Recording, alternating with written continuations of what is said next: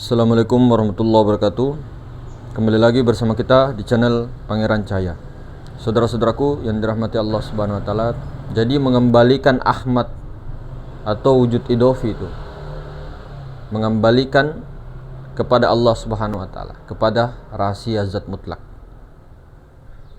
Maka di sini kita diutus oleh Allah Subhanahu wa taala, kita ya, kelihatan kita. Artinya jiwa-jiwa itu diutus oleh Allah Subhanahu wa taala untuk mengembalikan. Untuk mengembalikan amanah yang pernah ditanggung oleh si jiwa-jiwa tadi. Si manusia tadi, si nafs tadi, menanggung rahasia daripada Allah Subhanahu wa taala. Maka itu harus dikembalikan sehingga tahu hakikat tujuan daripada penciptaan itu sendiri. Jadi tujuan penciptaan, tujuan kejadian semua alam semesta dan segalanya itu bukan untuk main-main saja. Bukan hanya untuk main-main, tapi untuk makrifat kepada Allah, untuk mengenal Allah, kemudian memuji daripada Allah, taat kepada Allah, menjauhi segala larangannya, dan untuk menjadi khalifatullah. Jadi seseorang ketika tidak memulangkan amanah itu kepada Allah, jiwa-jiwa itu tidak bisa dikatakan bahwa dia jiwa yang selamat. Dia jiwa yang muslim atau berserah diri. Muslim itu kan berserah diri. Muslim. Orang-orang yang berserah diri itu orang muslim. Jadi kalau tidak berserah diri total, menyerahkan tubuhnya, hatinya, nyawanya, rahasianya diserahkan kepada Allah, haknya yang punya itu semua, maka itu bukan disebut muslim. Masih kafir di indallah, kafir di mata Allah Subhanahu wa taala. Maka itulah tugas daripada khalifatullah, untuk menggantikan daripada Allah. Maka ini tugas yang sebenarnya yang kita harus selesaikan sebelum batas. Jadi kematian sisi, artinya kematian ajal, batas ketentuan itu adalah batas kita di dunia, batas kita di alam syahadah ini untuk memulangkannya. Jadi dikasih batasnya, dikasih waktu. Jadi sebelum waktu batas itu tiba, tunaikan apa amanahnya Allah, apa perjanjian, jiwa-jiwa kita dahulu, apa perjanjiannya, untuk mengembalikan daripada rahasia dirinya. Kemudian rahasia ini bukan berarti tidak bisa dibuka. Rahasia itu adalah ilmu dalam. Artinya rahasia itu tidak bisa diucapkan di luar, tidak bisa dizohirkan keluar, melewati daripada kalam ini, artinya mulut ini. Karena ketika diucapkan keluar, kena angin, batal. Artinya bagaimana? Berarti kita tidak bisa membuka.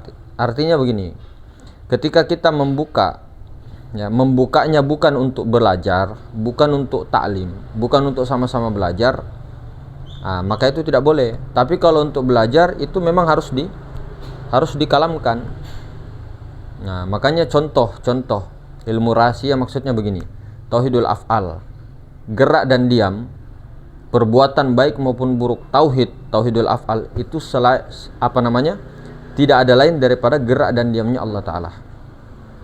Tapi di dalam syariat ketika diucapkan tauhidul af'al itu maka batal, karena syariat itu adalah kenyataan yang dimana hukum-hukum syariat itu ada baik dan buruk. Jadi ada hak dengan batil. Tuh. Sementara di ilmu hakikat tidak ada baik buruk. Tidak ada hukum di ilmu hakikat. Tapi ketika terzohirkan melalui kalam ini, atau kita melanggar daripada syariat melalui batang tubuh ini, kena hukum. Itu. Maka hadirin mungkin Allah Subhanahu wa taala. Kemudian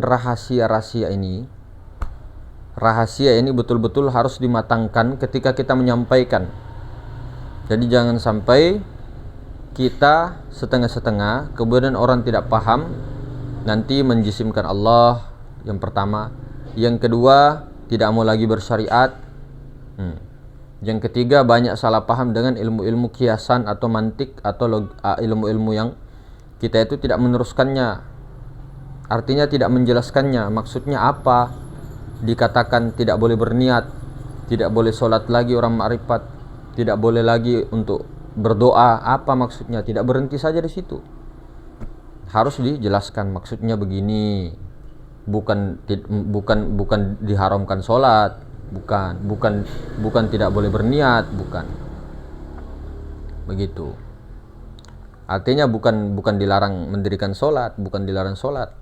Haram sholat bagi orang-orang makrifat tuh jangan mengaku keakuan dirimu yang sholat, keakuan dirimu yang berdoa, keakuan dirimu yang berniat. Semua kan sudah dibuka oleh guru-guru kita juga dengan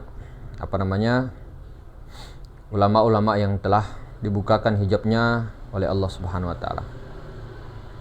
Maka hadirin Allah Subhanahu wa taala, sungguh sangat luar biasanya ketika kita membuat kesalahan secara zahir, ya akui saja, secara kalamnya itu diakui, tembus kepada jiwa itu, akui kesalahan semua, bahwa itu adalah nafsu ananiyah kita, nafsu amarah kita. Tapi kalau di dalam wilayah sir, rahasia, itu tidak boleh kita mengatakan bahwa ada perbuatan selain daripada af'alullah. Itu dalam pandangan rahasia. Nah, itu maksudnya rahasia itu. Jadi tidak boleh terkalamkan. Artinya secara syariat kita harus mengakui bahwa kita yang berbuat buruknya dan sebagainya, nafsu kita, nafsu ananiyah kita. Tapi secara hakikat rahasia tidak boleh, harus tauhidul af'al. Cuma ketika kita mengatakannya dengan kalam di syariat, menzohirkannya, itu namanya kurang ajar sama Allah Ta'ala, tidak beradab kepada Allah. Tidak boleh menyandarkan sifat-sifat yang menurut kita buruk atau keburukan-keburukan yang kita kerjakan secara syariat disandarkan kepada Allah, tidak boleh. Karena Allah itu tidak pernah berbuat buruk sama sekali. Pahamilah kata-kata itu. Namun tauhid tadi tidak ada gerak dan diam selain daripada af'alullah. Hakikat itu kan sudah jelas. Di hakikat atau di rahasia tidak ada baik buruk. Kenapa ada baik buruk? Karena itu menurut hukum-hukum syariat, menurut hukum adat, menurut hukum ini dan itu. Sementara Allah itu tidak terpaku atas hukum. Artinya Allah tidak kena hukum. Kenapa kok mau disalahkan Allah? Allah yang berbuat buruk, Allah yang begini. Tidak boleh. Masa Allah disalahkan? Artinya Allah disandarkan sifat-sifat buruk, sementara Allah tidak pernah membuat keburukan. Allah tidak pernah apa-apa. Sifat-sifat buruk, kelakuan buruk, Allah tidak pernah berbuat buruk. Nah, jadi hati-hati menyandarkan sifat buruk kepada Allah. Sementara Allah itu tidak perlu dengan hukum-hukum itu. Allah pencipta kok, masa disandarkan kepada yang buruk? Nah, seperti itu. Pahamlah dengan pembicaraan tadi. Maka hadirin Allah Subhanahu wa taala, setelah kita betul-betul selalu mendengarkan tentang kajian-kajian tauhid, kajian-kajian makrifat, mudah-mudahan dengan itu, dengan teori itu, praktek kita dijalankan terus. Kemudian syukurnya ini yang ditambah. Syukurnya. Alhamdulillah, segala puji Engkau ya Allah. Segala puji bagi Allah, ya Allah. Telah diberikan rezeki, telah diberikan keilmuan barokah, teori-teori, paham-paham ilmu itu, supaya kita ini bisa praktek. Nah, ini secara syariatnya kita. Yang penting tahulah siapa yang berdoa, siapa yang meminta, siapa yang diminta, dan sebagainya.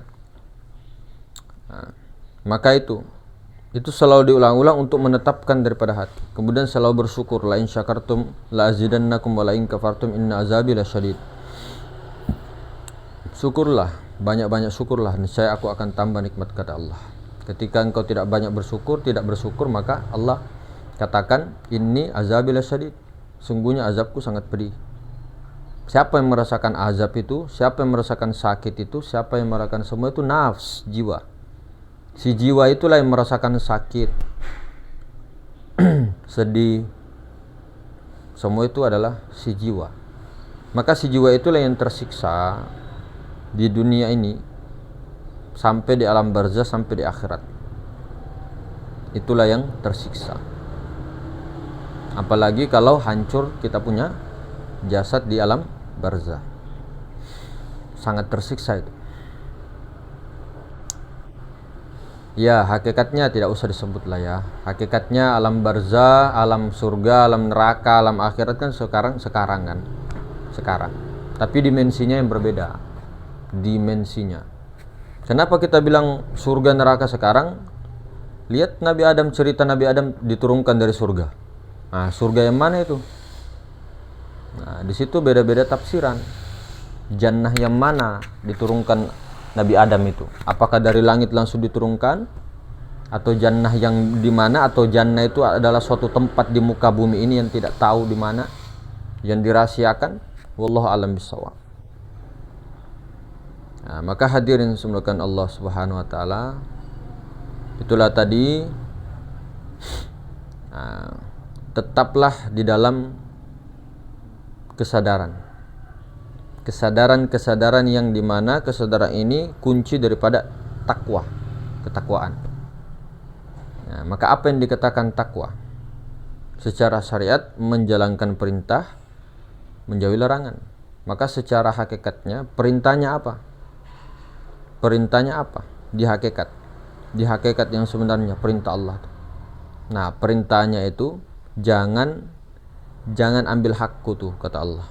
Jangan kau akui yang seharusnya itu hak aku, jangan kau akui hakmu. Tuh. Ya. Jadi jangan mengakui hak Allah. Jangan akui hakku, kata Allah.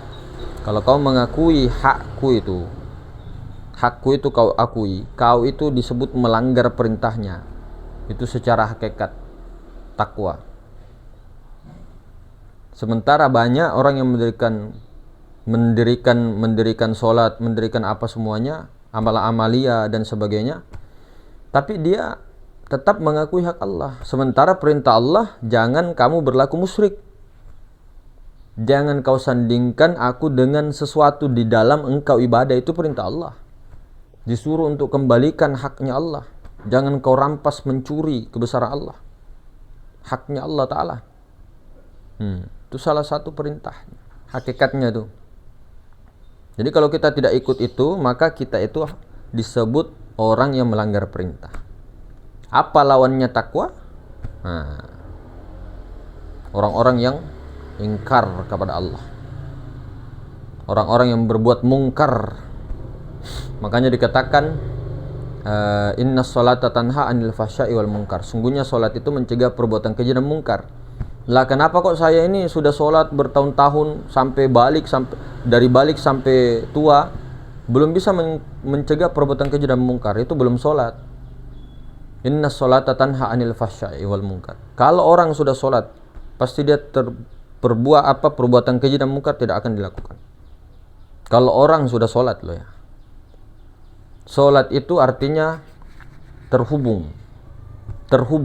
Jadi kalau belum terhubung kepada Allah, menghubungkan zat dengan sifat, tidak terhubung, artinya menunggalkan, artinya satu, mengahadkan ya, satu, dipahami pertemuan itu antara zat dan sifat. Kalau bukan seperti itu, kalau tidak terhubung seperti itu, maka bukan dikatakan sholat. Itu masih mendirikan sholat. Itu adalah gerakan sholat. Jadi banyak orang yang mendirikan sholat tapi tidak sholat.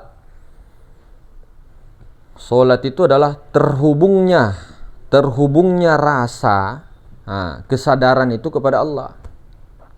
Artinya hilang rasa makhluk, yang ada hanya rasa Allah. Yang ada hanya kesadaran Allah. Itu sholat, terhubung dia. Jadi kalau tidak terhubung percuma. Bukan percuma dilarang terus jangan lagi mendirikan sholat 5 waktu, enggak. Artinya kita sia-sia gitu nah. Seperti sia-sia kita. Seperti orang-orang mabuk. Orang mabuk tidak tahu bilang apa di dalam sholatnya itu. Yang penting sholat. Bukan yang penting sholat. Sholat itu penting. Bukan yang penting saya sholat. Sholat itu penting. Bukan yang penting sholat. Yang penting saya ini mendirikan sholat. Bukan. Mendirikan sholat. Mendirikan sholat itu yang penting. Makanya aqimis sholata li dzikri, dirikan sholat. Dirikan dulu sholatnya. Untuk apa? Untuk mengingatku. Eling kan masuk dalam kategori daripada menyaksikan, melihat.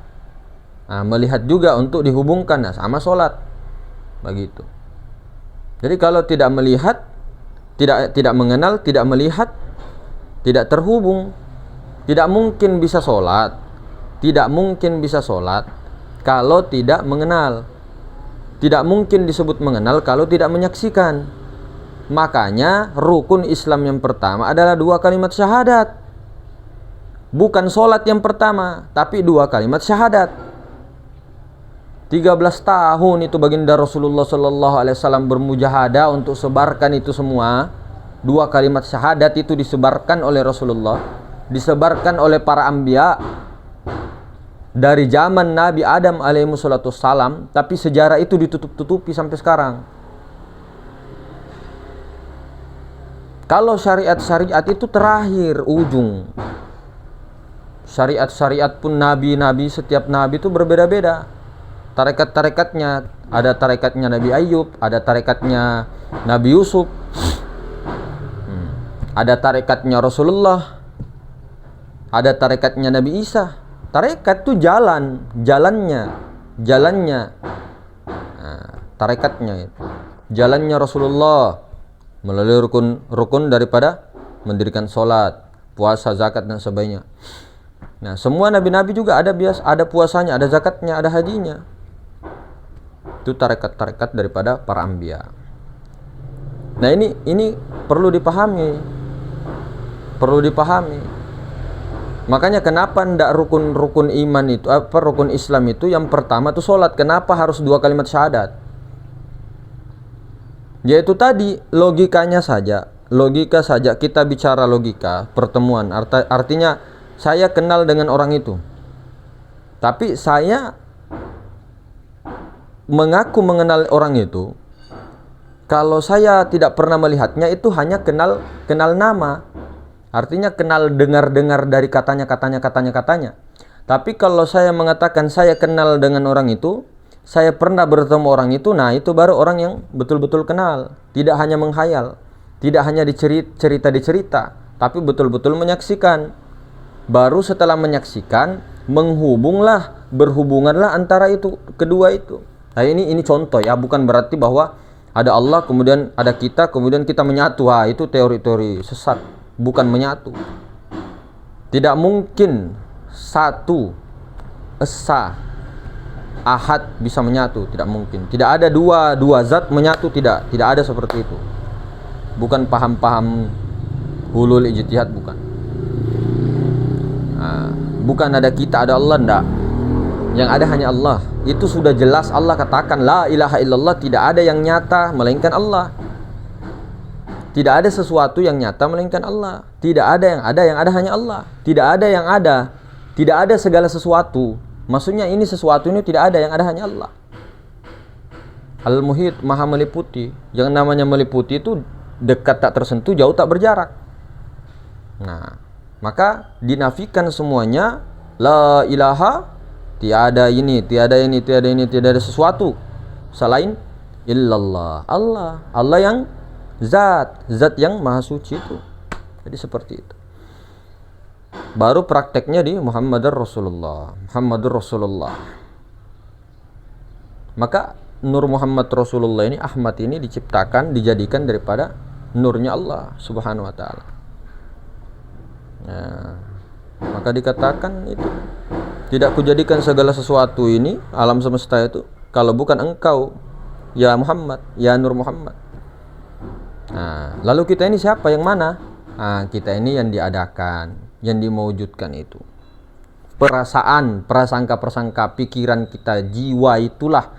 Makanya jiwa ini yang mau disucikan, jiwa ini yang mau dimandikan, jiwa ini yang mau diistinjakan, jiwa ini yang mau dibersihkan.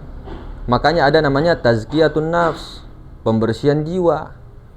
Nafsnya itu yang mau dibersihkan, digosok dan sebagainya supaya bisa jiwa-jiwa yang tenang, jiwa-jiwa yang suci. bisa mati dia, bisa mati.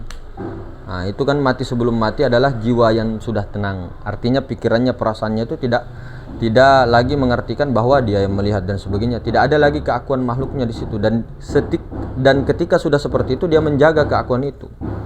Jadi terjaga daripada keakuan untuk kembali lagi kepada akuan makhluk. Nah, jadi begitu saudara-saudara. Mudah-mudahan diberkahi oleh Allah Subhanahu wa taala.